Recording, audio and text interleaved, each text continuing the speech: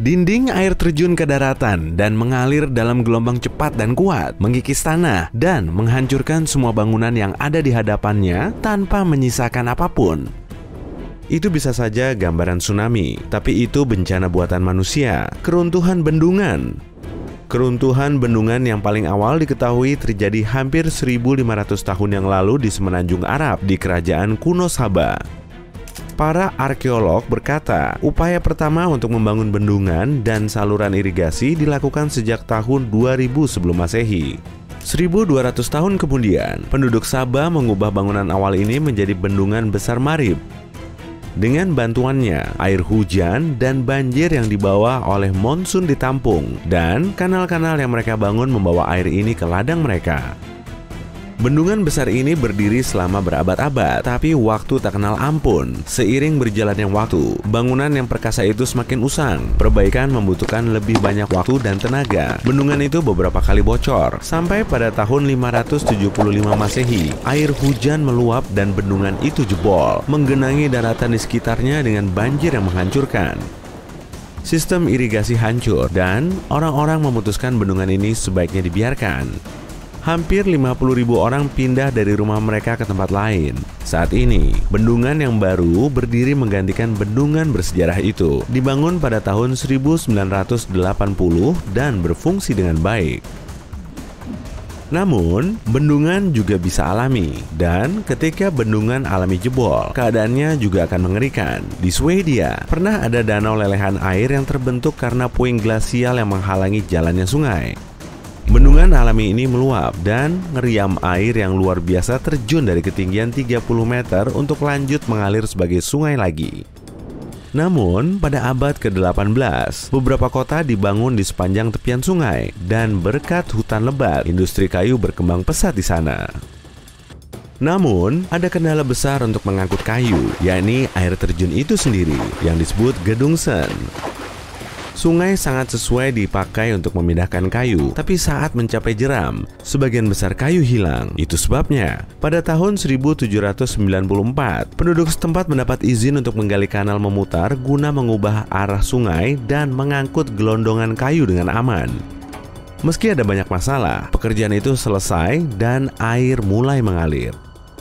Namun, pada musim semi tahun 1796, banjir besar membuat danau itu bocor, lalu menyembur ke kanal buatan. Orang-orang lari menyelamatkan diri ke tempat tinggi dan tidak ada yang terluka, tapi kerusakan itu sendiri sangat parah. Dinding air yang lebih tinggi dari bangunan manapun pada masa itu melewati kota di hilir, dan aliran air itu berkecamuk selama beberapa jam ketika danau itu mengalirkan airnya sampai kosong ke kanal. Pada akhirnya, danau yang tadinya penuh air kini menghilang.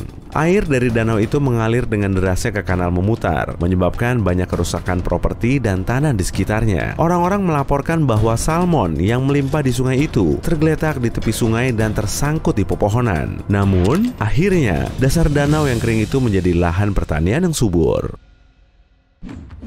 Dalam peristiwa yang jauh lebih baru, bendungan buatan manusia jebol karena alam tidak memberi kelonggaran kepada siapapun. Pada tahun 1968, bendungan tanah tertinggi di Amerika Serikat selesai dibangun, Bendungan Oroville. Lokasinya tidak jauh dari kota Oroville di California dan dibangun untuk menampung air dari Sungai Feather. Bendungan ini memiliki dua saluran pelimpah. Saluran utama, tempat kelebihan air disalurkan dalam jumlah besar, dan saluran darurat yang terlihat seperti dinding miring. Tempat air juga bisa melimpah dari sana. Saluran pelimpah utama memiliki saluran beton yang keras dan kukuh, sedangkan saluran darurat hanya memiliki lereng tanah alami. Karena terlalu banyak air terkumpul dan saluran pelimpah darurat harus digunakan, lereng perlahan akan terkikis. Tapi itu tidak pernah benar-benar terjadi, jadi tidak ada yang terlalu memperhatikannya. Namun, pada tahun 2017, situasinya tiba-tiba berubah. Sebuah kawah muncul di saluran pelimpah utama dan aliran dihentikan agar kerusakan tak bertambah.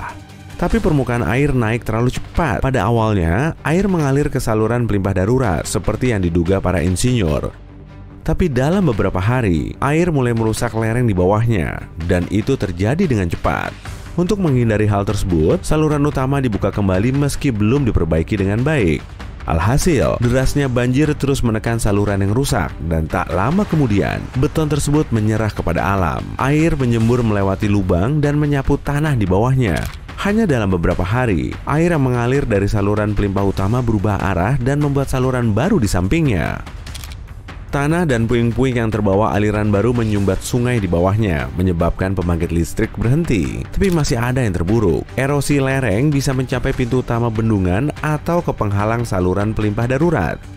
Jika salah satunya terjadi, danau akan jebol tak terkendali ke bawah, tempat ribuan orang tinggal dan bekerja.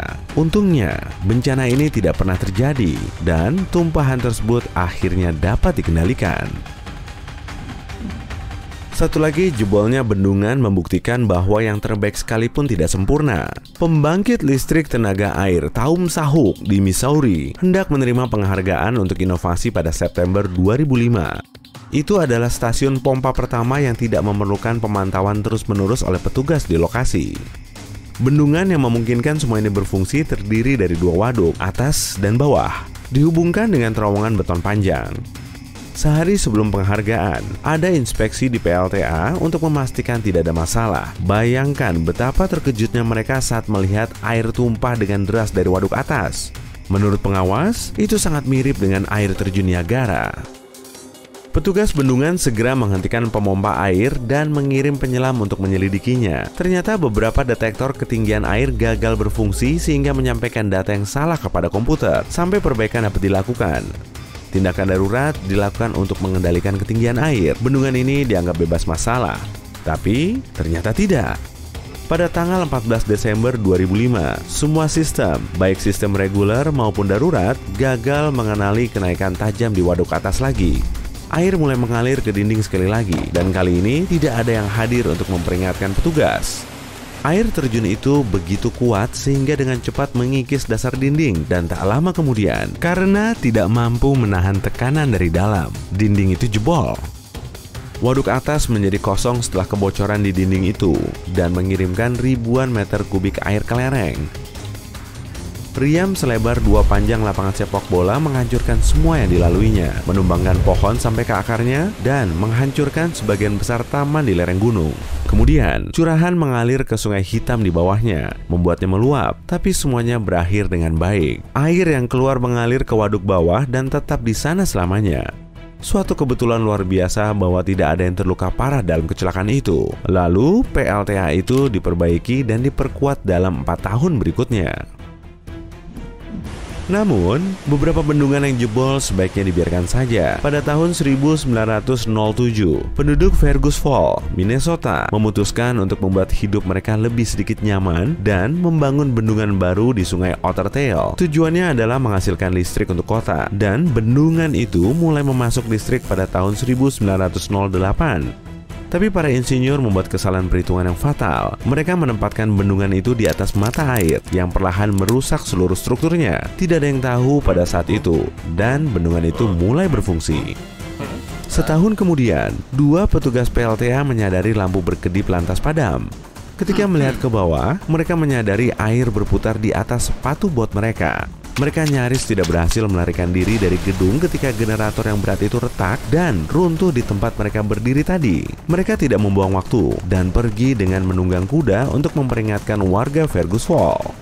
Bendungan itu jebol tepat di tengahnya, dan banjirnya sangat dahsyat. Dinding air mengalir ke hilir dan menghancurkan bendungan lain dalam perjalanannya, menambah puing-puing dan semakin menakutkan.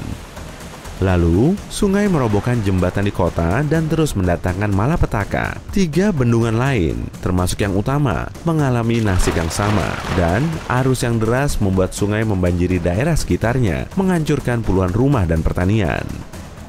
Bendungan berikutnya di jalur luapan gila itu berjarak 8 km ke hilir, dan pemiliknya berhasil tiba di sana tepat waktu untuk membuka pintu air, lalu membiarkan air yang deras mengalir bebas. Hal ini membuat aliran air akhirnya mereda, dan bencana yang lebih besar dapat dihindari.